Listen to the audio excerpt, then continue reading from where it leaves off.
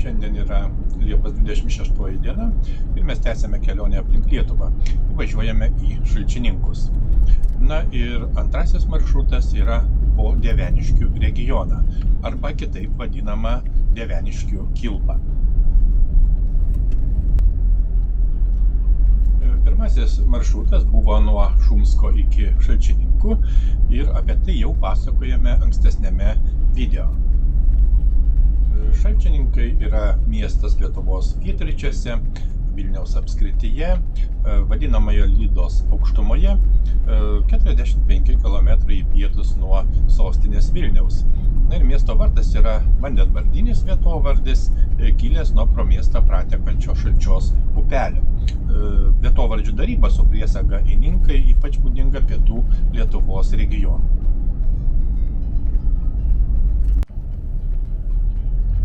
Tai yra ganėtinai senas miestas.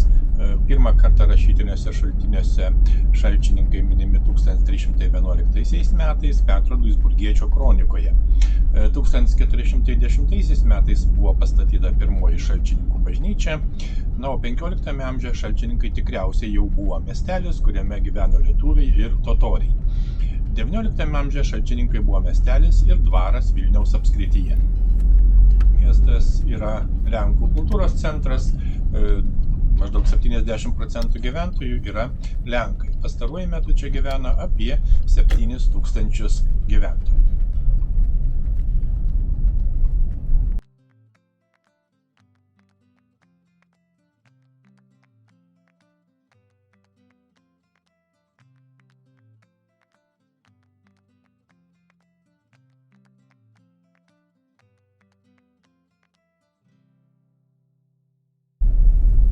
Važiuojame į Stakus. Stakai yra kaimas Šalčininkų rajono savivaldybės pietryčiuose, būtent Dieveniškių istoriniame regioniniame parke. Šalia kelio Šalčininkai Dieveniškės Frakūnai ir Stakai Paginai Ureliai. Yra Stakų pilkapynas, saugomi Stakų konglomerato luistai ir Stakų ąžuolas.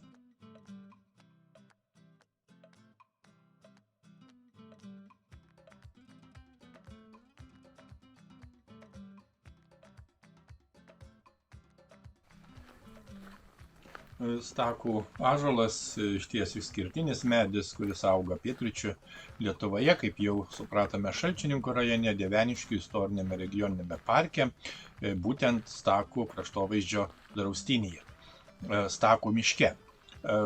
Yra saugomas nuo 2003 metų, na, tai yra paprastasis ąžuolas ir jo aukštis yra net 24 metrai.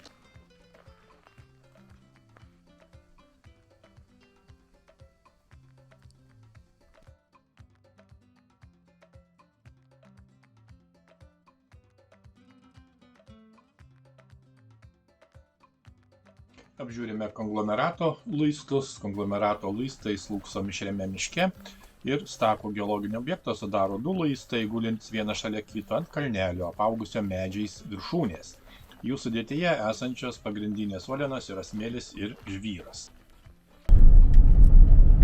Važiuojame toliau ir netrukus aplankysime įdomų piliakalnį.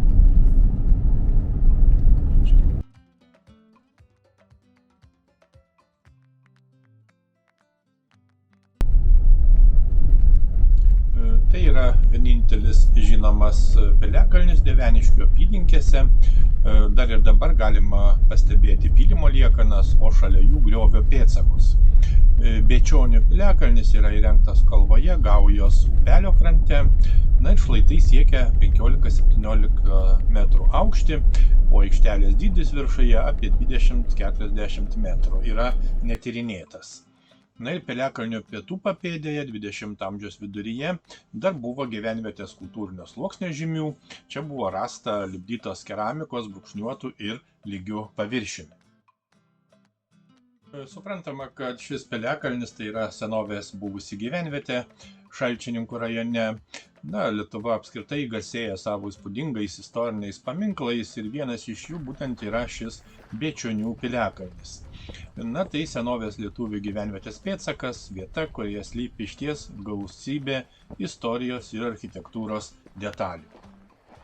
Žinoma, Bėčionių Piliakalnis tai yra senovės baltų laikus menanti vieta, kurioje susipina gyvenimas ir gynyba. Piliakalniai apskritai buvo populiarios gyvenvietės formos baltų kultūroje, turėjo ne tik gyvenamasias teritorijas, bet ir gynybinės struktūras.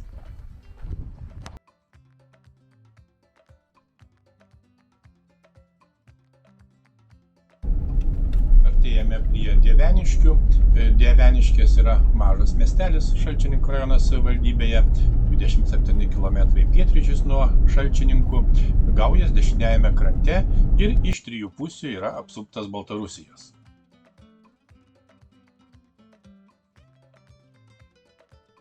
Miestelyje vyrauja lenkų tautinė mažuma, čia veikia 2 gimnazijos, būtent Ryto gimnazija ir Adomo Mickevičiaus gimnazija, taip pat Dieveniškių technologijų ir verslo mokykla. Dieveniškės yra istorinėme regioniniame parke, kaip jau minėjome, tai yra urbanistikos paminklas. Ir svarbiausia šio komplekso dalis yra keturkampė aikštė 5 istorinių kelių kryžkelėje.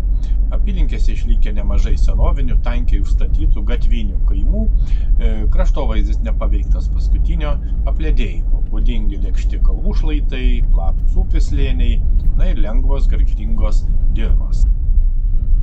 Dieveniškės minimos nuo 14 amžiaus pabaigos, nors spėjama, kad šiose vietovėse dar 14 amžiaus pradžioje buvęs žymaus lietuvių feodalo Gedgaudo dvaras. Ir kryžiuočių aprašymuose, karo kelių aprašymuose 1385 metais minimas Mingailos kaimas.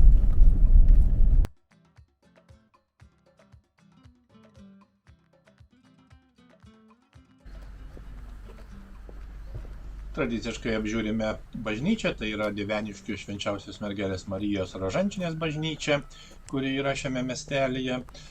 Turi klasicizmo bruožų, pamaldos čia laikomos lietuvių ir lenkų kalbomis, ir bažnyčioje yra vertingų sakralinio meno kūrinių. Ir ši medinė bažnyčia buvo pastatyta 1783 metais. Tikrai įdomus miestelis, būtinai rekomenduojama aplankyti. Ir žinoma, užsukame ir į vieną iš parduotuvių. Be to, tikrai įdomu išgirsti vietinę šnektą, vietinę kalbą.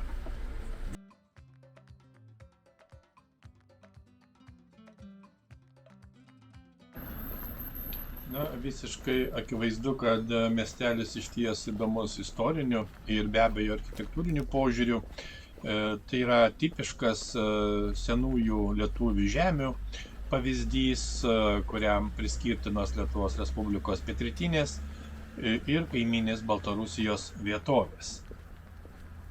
1969 metais Dieveniškės buvo įtrauktos į Lietuvos vietinės reikšmės urbanistikos paminklų sąrašą. Dauguma Dieveniškių plano dabartinių elementų išliko nepakitę nuo miestelio įsikūrimo. Miestelio senoji dalis susiformavo iki 18 amžiaus pabaigos. Miestelio planas spindulinis, savaimingos raidos. Ir 5 pagrindinių gatvių sankryžoje yra, kaip jau minėjome, keturkampė aikštė. Ir vyrauja 19 amžiaus pabaigos, 20 amžiaus pirmosios pusės vienaaukščiai namai, jie daugiausiai yra mediniai. Reikia pasakyti ir tai, kad 1920 metais Dieveniškės buvo okupuotos Lenkijos ir prievarta diegta Lenkų etninė savimonė. Ne veltui sakome, kad Lietuvoje neretai tenka ieškoti Lietuvos, būtent šiame regione.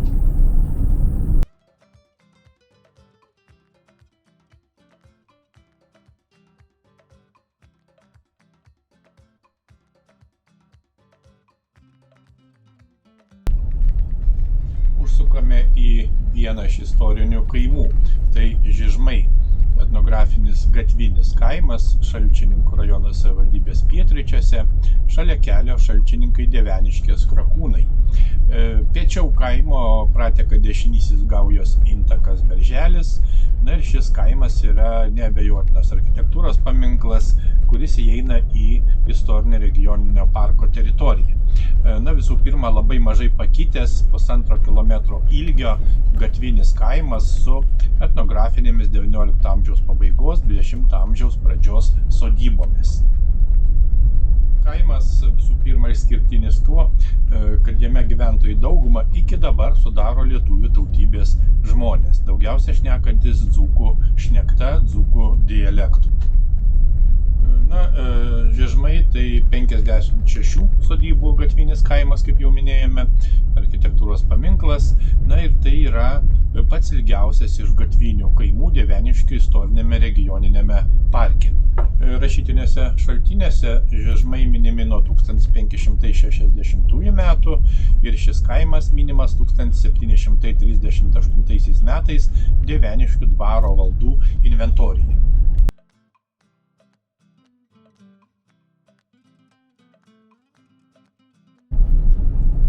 Pravažiuojame dar vieną kaimą, tai Krakūnai, kaimas Šalčininkų rajono savivaldybės pietryčiuose, ties Lietuvos ir Baltarusijos valstybės siena, kuri beje eina pietiniu kaimo pakraščiu. Na, kaimas yra 5 km į pietus nuo Dieveniškių. Tai yra taip pat senas kaimas, kaimas minimas nuo 1433 metų, kai Jonas Goštautas gavo iš Žygimanto Kęstutaičio Dieveniškės ir 26 apylinkių kaimus.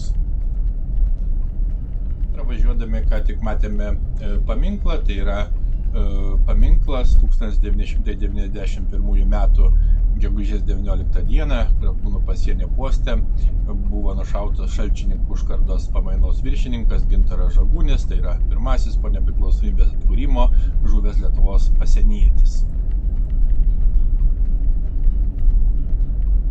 Kaip matome, tai taip pat gatvinis kaimas. Na, reikia pasakyti, kad gatvinis kaimas tai gyvenvietės tipas paplitęs Lietuvoje, turi vieną pagrindinę tiesę ar kiek lenktą gatvę, palei kurią iš vienos arba abiejų pusių statmenai ar įžambiai išsidėsto sodybos. Na ir 2021 metų duomenimis kaime gyveno 80 gyventojų, tai išties yra mažas kaimas.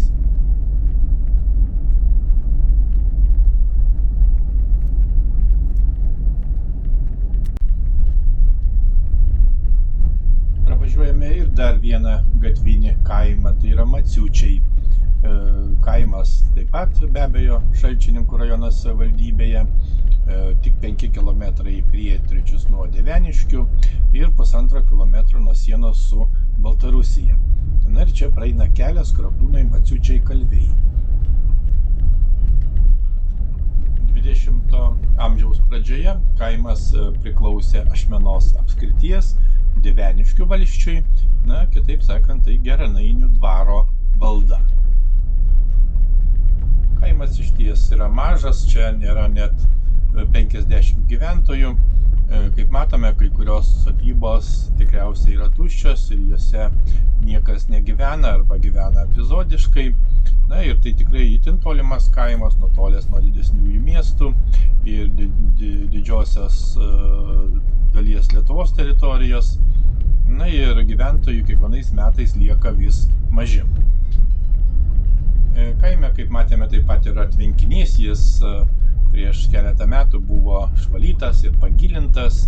Na ir šio tvenkinio vanduo skirtas galimų gaisrų gesinimui, todėl yra įrengtas tinkamas privažiavimas automobilinėms cisternoms vandens įsiurbimui, taip pat yra specialūs ženklai. Pravažiuojame dar vieną mažą kaimą, tai Kalviai. Kaimas taip pat Šalčininkų, aišku, rajono savivaldybėje, tik 2 km nuo Dieveniškių, na ir čia yra saugomas Kalvių akmuo.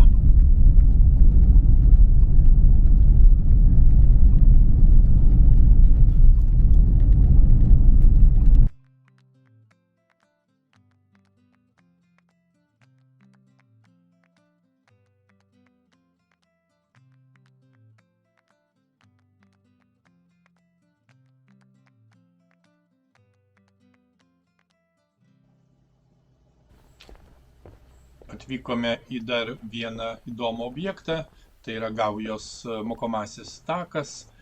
Jis laikomas vienu iš pačių gražiausių pažintinių takų Lietuvoje. Na ir takas buvo įrengtas siekiant lankytojams pristatyti ypač vertingą Gaujos upės slėnį. Take iš viso yra 18 informacinių stendų, kurioje pasakoja apie vietos florą ir fauną. Na ir bendras tako ilgis 1,7 km.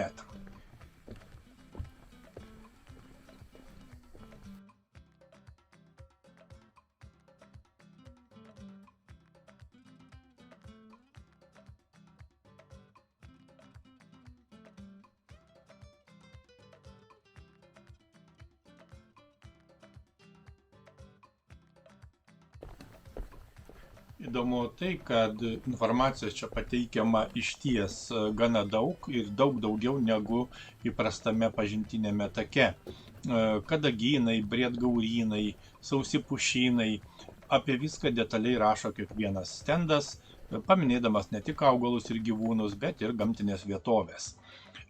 Pati Gaujos upė, kurios krantuose įrengtas šis takas, yra ypač šaltavandenė, vingiuota, srauni ir sekli. Gausu bebrų urvų ir nuvirtusių medžių, todėl Gauja pasižymi didelę biologinę įvairovę. Na, įdomu pasakyti, kad Gauja tai yra upė Lietuvoje ir Baltarusijoje, Nemuno dešinysis intakas, prasideda Gardino srityje, Ašmenos aukštumoje, šalia Lietuvos ir Baltarusijos valstybinės sienos, teka į pietryčius, kerta Šalčininkų rajoną, taip vadinamąjį Dieveniškių pusiasalį. Na ir Lietuvos teritorija prateka apie 30 km. Vėliau vėl teka Baltarusija ir įteka į Nemuną maždaug 712 km nuo jo žiočių, 21 km į pietryčius nuo Lydos. Pravartu paminėti, kad to paties pavadinimo upė yra ir Latvijoje. Būtent Gauja upė Latvijoje, kuri vidurupyje ribojasi su Estija.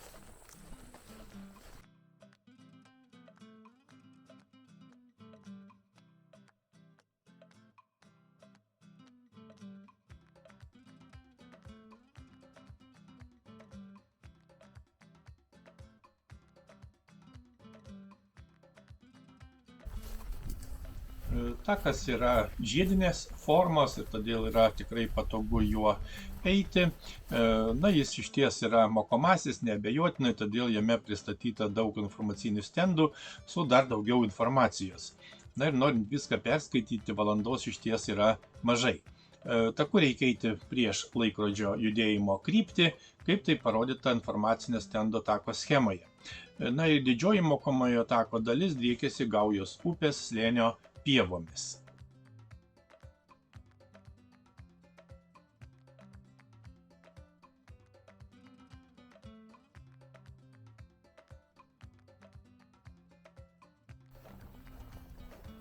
Pačioje tako pradžioje prie Gaujos upės yra didelė poilsiavietė. Čia yra kelias pavėsinės, taip pat yra laužavietė. Na ir take įrengti keli suoliukai atokvėpiui. Na, beje, paskutinėje tako dalyje palei Gaujos upę yra nutiestas medinių lentelių takas ir per pačią upę veda 2 tilteliai.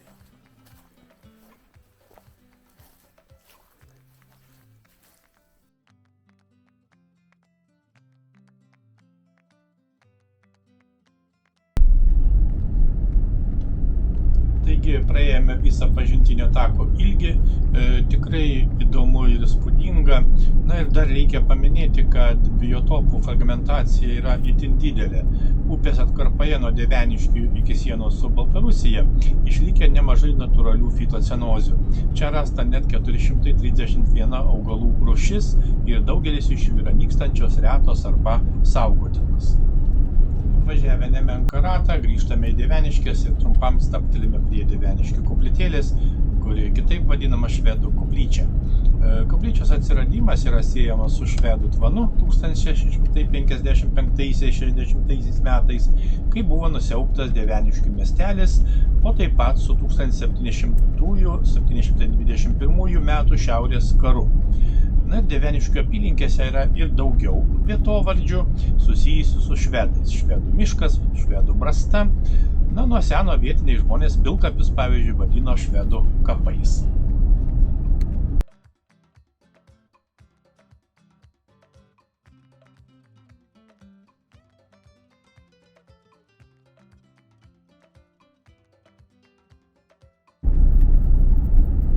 Važiuojame toliau ir šiuo metu kita kryptimi, būtent link Daulėnų ir Norviliškių.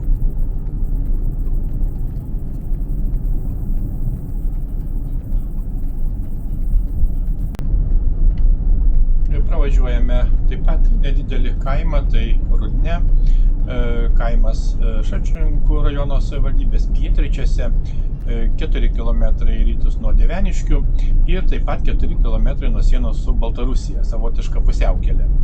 Na ir pro kaimą teka upelis Verseka, taip pat eina vieškelis Dieveniškės Rudne ureliai. Kaimo pavadinimas tikėtina yra slaviškos kilmės ir reiškia pelkių rudos apdorojimo vieta. Netrukus privažiuojame Daulėnus, tačiau pirmiausia užsuksime į Norviliškes ir apžiūrėsime. Norviliškių vietovė yra taip pat vadinamajame Dieveniškių apendikse, apie 12 km į rytus nuo Dieveniškių, visai šalia Baltarusijos sienos. Nors paprastai minimas yra tik vienuolynas, tačiau savo pradmenimis tai Renesanso laikų palivarkas. Mūrinis vienuolynas buvo pastatytas 17 amžiaus pradžioje Slovakijos aukštųjų Tatrų Mičyv Dolny pavyzdžiu. 1832 metais Norviliškių vienuolyne gyveno 8 vienuoliai, po 4 iš Lietuvos didžiosios kunigaikštystės ir Lenkijos karalystės. Deja, vienuolynas pateko į uždaromųjų sąrašą ir pastatuose buvo įrengtos caro kareivių kareivinės. 1915 metais pastate gyveno žemės ūkio mokyklos studentės, 1918 metais vienuolynas buvo pritaikytas klebonijai. Na, o dabartiniu metu senos pilies vietoje veikia turistinis kompleksas. Pilies kompleksą sudaro 3 aukštų pilies rūmai, restauruoti pilies svečių namai bei pirtis. Taip pat planuojama atstatyti ir buvusių kareivinių pastatus. Pati pilis, vartų bokštas ir gynybinis bokštas kažkada sudarė tipišką uždarą gynybinės pilies sistemą su kompaktišku kiemu centre. Tai retas Renesanso laikotarpio tokio pobūdžio komplekso pavyzdys ne tik Lietuvoje, bet ir Europoje. Įdomus faktas, kad 1933 metais bažnyčios inventorijoje nurodoma, kad uždarant vienuolyną broliai užkasė į žemę 18 000 auksinų katile netoli bažnyčios ir vienuolyno. Daugiau žinių apie lobį nėra. Iki šiol nerastas ir legendinis tunelis iš Norviliškių į Alšėnus, tačiau aplinkinių gyventojų įsitikinimu jis tikrai egzistuoja. Kol kas pavyko rasti tik tunelį vedantį iš pilies į Varpinę. Tradiciškai apžiūrime bažnyčią, tai Norviliškių Švenčiausios Mergelės Marijos Gailestingumo motinos bažnyčia, pastatyta 1929 metais parapijiečių lėšomis. Bažnyčia sudėtingos konfigūracijos, vienabokštė su penkiasiene apside ir bokšteliu. Centrinė nava dvigubai aukštesnė už šoninės. Prie bažnyčios yra mūrinė varpinė.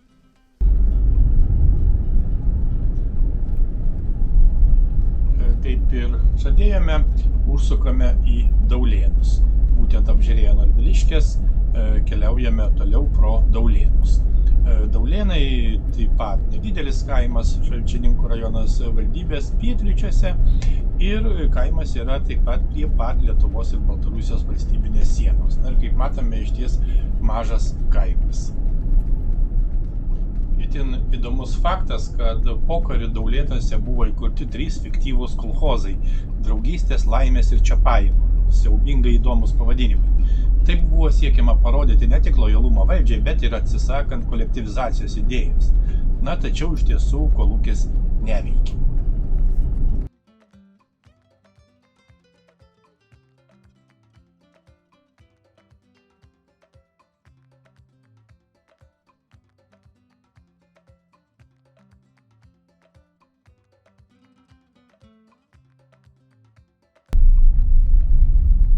Užsukame į dar vieną istorinį kaimą, tai Rimašių kaimas. etnografinis gatvinis kaimas Šalčininkų rajonas savivaldybės pietryčiuose, minėto Dieveniškių istorinio regioninio parko teritorijoje prie Gaujos upės ir kelio Šalčininkai Dieveniškės Krakūnai. Kaimas yra gatvinio rėžinio tipo ir paskelbtas architektūros paminklu. Be to apylinkėse yra saugomas Rimašių akmenynas. Kaime yra 13 paminklinių sodybų su 28 paminkliniais pastatais. Statiniai XIX amžiaus pabaigos, XX amžiaus pradžios. Kaimo vidurinėje dalyje yra išsidėstę pagal vingiuotą gatvelę, o galuose iš esmės padrikai. Kiemai atviri į gatvės pusę. Kluonai yra atokiau nuo kitų pastatų, būdingos dvi galės saikingai dekoruotos pirkios. Tvartai sudaryti iš kelių patalpų, yra pastatytų po vienu stogu su pirke. Svirnai vieno kambario, maži kluonai su durimis iš galo, gausu sodų ir dekoratyvinių želdinių.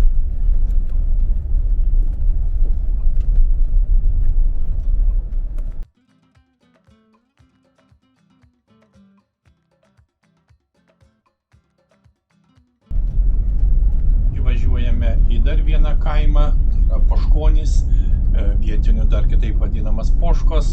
Tai taip pat tipinis gatvinis kaimas savivaldybės pietryčiuose, tik 1 kilometras į vakarus nuo kelio Šalčininkai Krakūnai prie Gaujos upelio.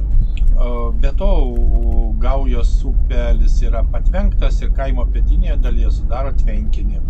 Na ir čia yra Dieveniškių istorinio regioninio parko direkcija ir taip pat lankytojų centras. Poškonis išlaikė gatvinio rėžinio kaimo struktūrą, na ir žinoma turi architektūros paminklo statusą ir be abejo priklauso etnokultūriniam draustiniui. Kaimo senoji dalis tai yra gatvinis rėžinis, dvipusis kaimas. 9 paminklinės sodybos, jos daugiausia vienpusės, 3 gatvinės dvipusės. Pirkios dažniausiai stovi prie gatvės, priešais jas svirnai. Vienoje linijoje su jais yra tvartai. Na, o sklypų galuose prie pakluonių keliuko yra kluonai.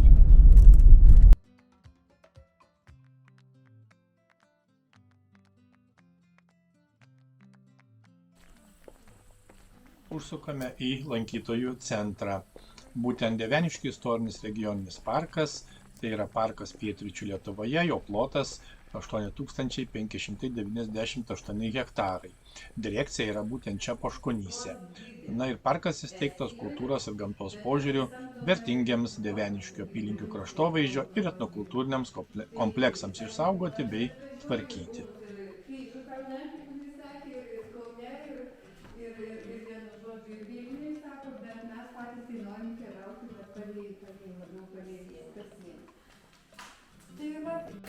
Dabar įrengtas kabinetukas ir tam kabinetuke yra kamera. Visi kompiuteriai ir jie tam per kamerą stebi ir kažkas pamato, tai reaguoja labai greitai.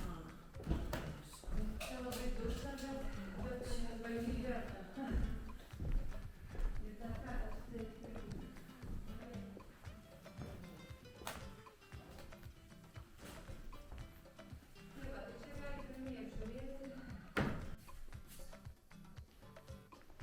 Istorinio regioninio parko lankytojų centras yra su muziejinė ekspozicija. Centre galima apžiūrėti Dieveniškių krašto namų, apyvokos reikmenų ir taip pat tradicinių amatų muziejinė ekspozicija, kuri yra gausi, akmeninių skulptūrų parkelį, taip pat užsisakyti ekskursijos vadovą, žinoma įsigyti informacinių leidinių apie patį parką. Na, reikia pasakyti, kad parko lankytojų centras iš esmės apsuptas etnografinių kaimų, istoriškai susiformavusiame kraštovaizdyje, yra įrengtas atstatant senosios Poškonių mokyklos pastatą ant esamų pamatų, atkuriant autentiško pastato tūrį ir be abejo fasadinę išraišką.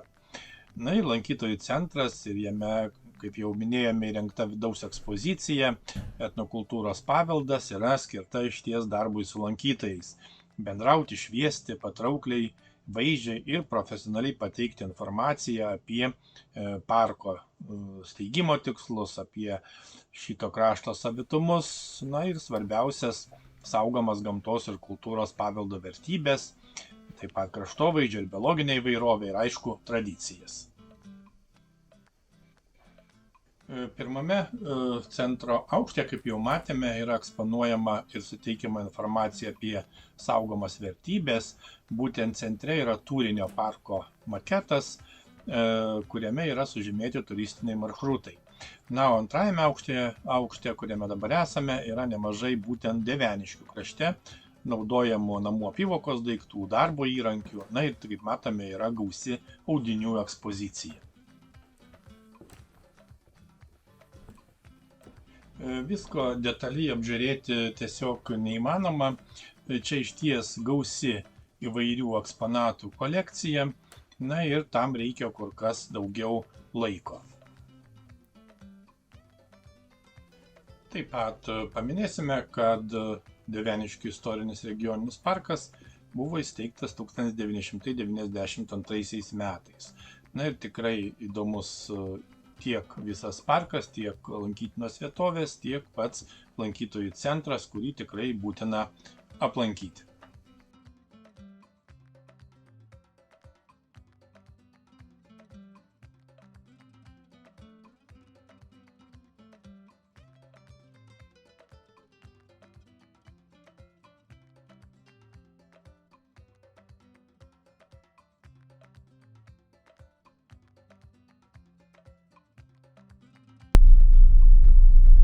Aplankome keletą įdomių gamtos objektų.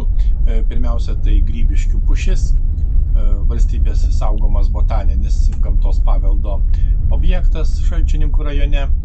Na, medžio rūšis yra be abejo paprastoji pušis Pinus silvestris.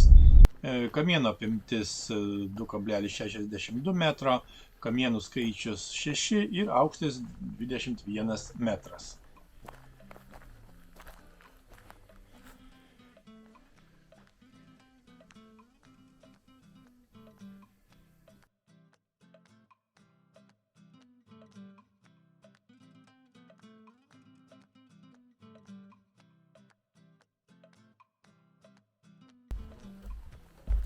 Netoliese yra ir antrasis įdomus objektas, tai Grybiškių ąžuolas, gausiai lankomas gamtos paveldo objektas, kuris turi didelį gamtinį, pažintinį ir be abejo estetinį potencialą.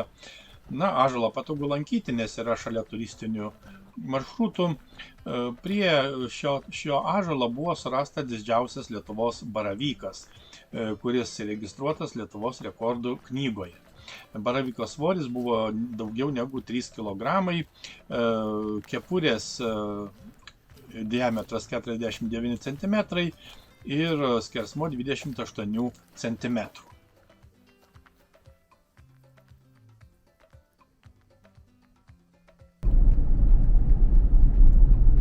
Na, po itin įspūdingos kelionės Dieveniškių kilpoje grįžtame į Šalčininkus. Žinoma, dar norime trumpai apžiūrėti ir pasienio teritoriją. Būtent pasienis su Baltarusija yra netoliese už miesto. Kaip jau minėjome, būtent čia pietuose yra pasienio kontrolės punktas Šalčininkai Benekainis. Beje, iki 1795 metų Benekainis priklausė Vilniaus vaivadijai, o valdant Rusijos imperijai Vilniaus gubernijai. 1920–39 metais buvo užgrobusi Lenkija, o 39 metais kraštą okupavus sovietams priskirti Baltarusijos SSSR.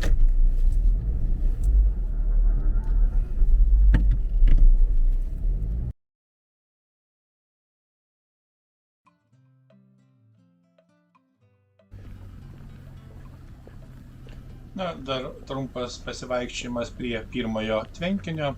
Šalčininkų pirmasis tvenkinys, tai yra būtent tvenkinys miesto centre. Na ir sudarytas užtvenkų Šalčios upė.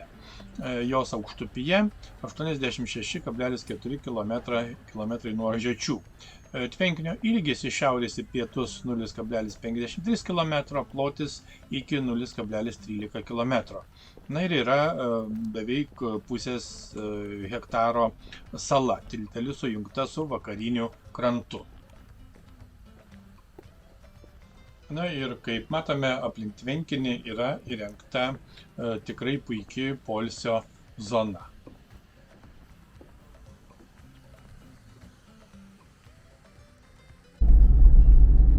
Na ir pabaigai, tiesiog nuostabi kelionė, pilna naujų patirčių, įspūdžių, emocijų. Iki kitų kelionių.